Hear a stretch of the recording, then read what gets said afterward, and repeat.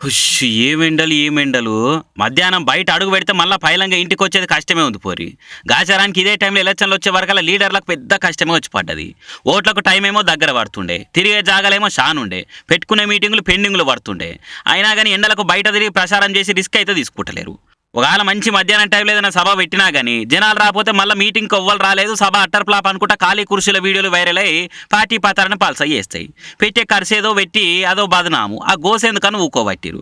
ఇక నామినేషన్ అంటే ఆఫీస్ టైములనే ఎయాలి కాబట్టి పట్టా పార్టీలైనా గాని ఎర్రటి ఎండలనే బయలెల్లిర్రు. కానీ తెల్లారి సంధి మాత్రం పట్టా పార్టీలు సభలు పెట్టే సాహసమే చేస్తలేరు.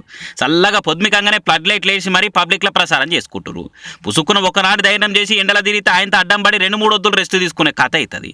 అందుకే పైలం పడుతున్నారు. అందుకే యాల పొద్దుగాలింత నాస్తా చేసి అవతల పడి అంబటాల దాకా ప్రచారం చేసి మళ్ళా బుక్కడి తిని సల్ల నీళ్ళు సబ్జ నీళ్ళు తాగి నిమ్మలమై జర ఎండ చల్లబడ్డాక పొద్దుమికంగా మళ్ళా ప్రచారం పని మీద పడుతున్నారు. ఇంకో దిక్కు డబుల్ పైసలు ఇస్తామనే కానీ సభలకు ప్రచారానికి పగటి పూట అంటే ఎవ్వరు వస్తలేరు పబ్లిక్. ఏమొస్తామయ్యా ఎండలకు, మీరిచ్చే పైసలు మళ్ళా మందులకు దవాఖానకు పెట్టాలి, మేము రానే రామనుకుంటే ముఖం మీనే చెప్తున్నారు. అందుకే అందరు పొత్తుల పొద్దుమికే పెడుతురుగా మీటింగ్లు సభలు. ఇక కాలం కలిసి వచ్చి ఓట్లలో గెలిస్తే ఓ 5, 6 వారాలు హాయిగా రెస్ట్ తీసుకోవచ్చు కానీ ఇప్పుడు గెలుస్తందుకైతే ఈ తిప్పలు తప్పే అని తనలాడుతున్నారు ఇక.